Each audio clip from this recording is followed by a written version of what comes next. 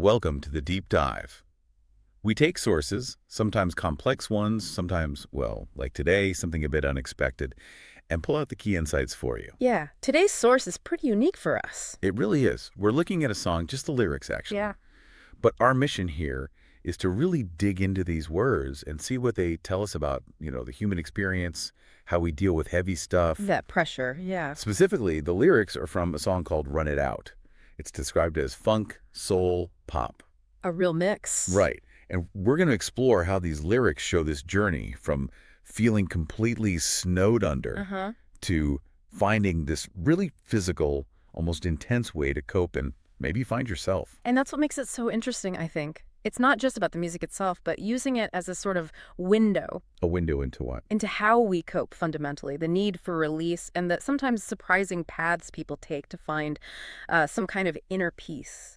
Or just to feel like themselves again. When things feel overwhelming. Exactly. What do you do when the world just feels too heavy? Okay, so let's get into it. The song seems to start by setting a scene, a really relatable one. Yeah, very grounded. It kicks off with lines like, "Another day, same coffee cup, same desk, same clock, just counting up."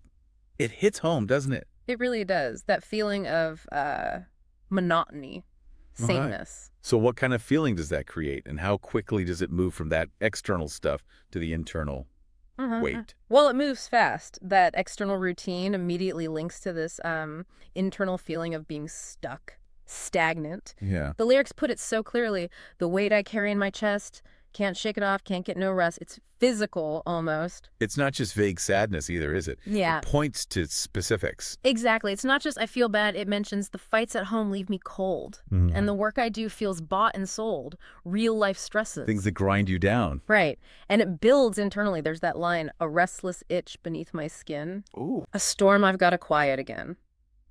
So the core problem is laid out right there.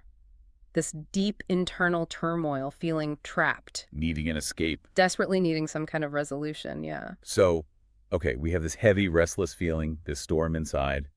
Then the song takes a sharp turn, doesn't it? It offers a solution. A pretty dramatic one. It says, "But I know a way to break the chain, to burn it out and clear my brain."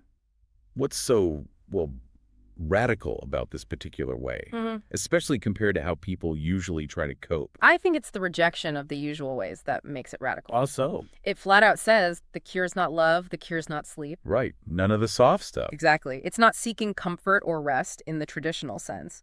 The cure offered is, well, it's intense. What is it then? It's the pain I earn and the sweat I keep. Wow. Pain and sweat is the cure. Yeah. It points towards this really self-reliant, incredibly physical path, almost like you have to physically fight your way out of the mental state, earn your peace through exertion. Finding agency through effort. Through effort, through strain, even through pain itself. It's about doing, not just feeling or waiting. And the song doesn't shy away from describing that doing. The chorus gets right into it. Very vividly. It lists these strong verbs. I run, I lift, I push, I fight. It sounds like a battle. It really does. Not a gentle workout, more like an all-out confrontation. A confrontation with Yeah. themselves, the feeling. Probably both, yeah. Confrontation with that internal storm. And what's the immediate result described? It says, "Till the darkness turns to light." It's quite a transformation. It is. It suggests a really powerful, almost instant shift. Not gradual fading, but a breakthrough. And does it explain how that happens, the process? It does. It goes deeper. Every mile, every breath I take, tears the walls I built away. Ah, okay. So the physical effort is literally breaking down internal barriers. It's exactly the image, isn't it? Like those miles run, that heavy lifting, it's dismantling the mental, the emotional walls, brick by brick. It's not just stress relief then. It's like reconstruction or deconstruction maybe. Deconstruction seems right. Tearing down what's trapping you through sheer physical will. Which leads to this next part that I find fascinating. The feeling it creates, it's not just relief. It's described as a rush, even a need. And this line, "The only high where the world stops asking why." That really jumps out. A high without the questioning, the anxiety. That is a powerful line. It speaks to quieting that internal critic, doesn't it? Absolutely. So what's driving this? Is it just adrenaline? Well, the song gives a clue.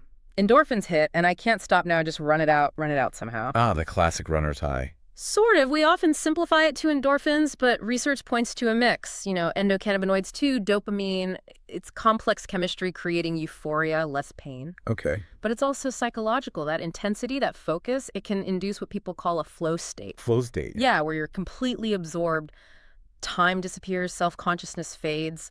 That world stops asking why. Part fits perfectly. You're just in the activity. And that state itself becomes addictive, maybe. The need it mentions. It certainly seems like it fuels the continuation. It's a form of active meditation, almost. And the results become visible, too. How so? The mirror shows a different man. Each drop of sweat is part of the plan. There's a tangible change reinforcing the internal one. The physical effort becomes proof. Proof and part of this deliberate plan. And then there's the embrace of the discomfort itself. Right. The ache, the burn, the pounding heart is the drug I knew right from the start. That's pretty intense. Embracing the pain is the cure. It turns the whole idea of pain on its head. It's not the enemy, it's the medicine. And again, it reinforces self-reliance. Yeah, the lines about no doctor's words, no lover's hand. Can pull me up or help me stand. It's a very clear statement. Help has to come from within, through action. Through the specific kind of action. But give me weight, give me speed, and I'll outrun what I don't need. It's about purging through exertion. Which sets up this interesting conflict or paradox in the bridge. The external view versus the internal reality. Exactly. It says some call it healthy, some call it hell. Why that duality? What does that reveal? I think it highlights how personal coping mechanisms are. From the outside, pushing yourself that hard, embracing pain, it might look extreme, self-destructive even, like hell. Right. Unhealthy obsession. Perhaps. But for the person inside it, the protagonist here, it's something else entirely. What is it for them? It's revelation. But it's the only place I know myself. Through the struggle. Through the burn, through the strain, I'm alive inside the pain. It's not about avoiding suffering, it's about finding vitality within it. Finding clarity, maybe. Authenticity. Like the pain strips away the non-essential stuff. That could be part of it. It reminds me a bit of concepts like post-traumatic growth, where people find strength through adversity, not despite it, and notice the agency again. Where? It's the chain I choose to break. This isn't something happening to them. It's a deliberate choice, an act of liberation they were performing. And they're committed. It's a rush. It's a need. It's my truth, my vow, and I won't slow down. Not now. It's become more than just coping. It's identity. It's a core principle. So where does that leave the protagonist? Is it a permanent fix? The song seems to suggest. Maybe not. Right. The ending is quite revealing about the ongoing nature of this. It's not happily ever after. It says, when the world comes back, I'll be okay. Till tomorrow calls me to train again. Exactly. It's a cycle. It's management, not eradication. The world and its pressures will return. But now, there's a tool, a method, a way to face it. A powerful, deeply personal tool for resilience, which I think leads to a really interesting thought for you listening. Okay.